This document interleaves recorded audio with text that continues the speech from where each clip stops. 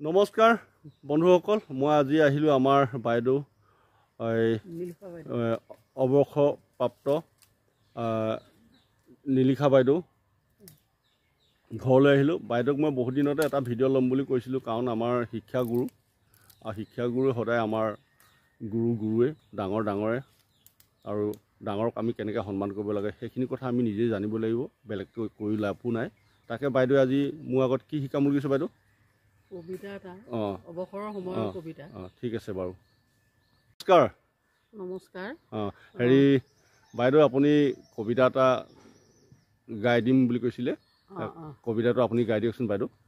মোৰ অৱসৰৰ সময়ত মই এই কবিতাটো ৰচনা কৰিছিলোঁ। অৱশ্যে এই কবিতাটো প্ৰত্যেকজন ব্যক্তিৰ ক্ষেত্ৰতে প্ৰযোজ্য হ'ব। হয়।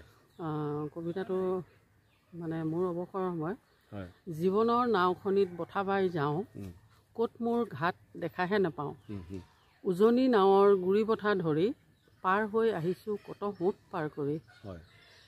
সময়হে ক'ব কত দূৰ যাম, ঈশ্বৰেহে জানে কেতিয়া গৈ পাম।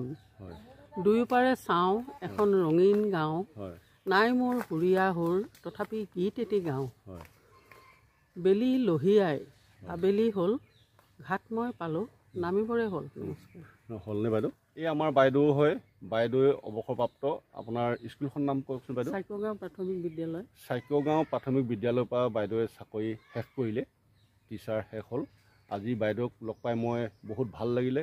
বাইদেউ ইমান ধুনীয়া কবিতাটো মোৰ আগত আবৃত্তি কৰিলে আৰু নথৈ আনন্দিত পাইছোঁ মই। আৰু যাতে সকলোৱে এই বাইদেউৰ কবিতাটো যাতে মনত থৈ আপোনালোকেও ক'ৰবাত আগুৱাই যাওক, তাকে মই কামনা কৰিলোঁ।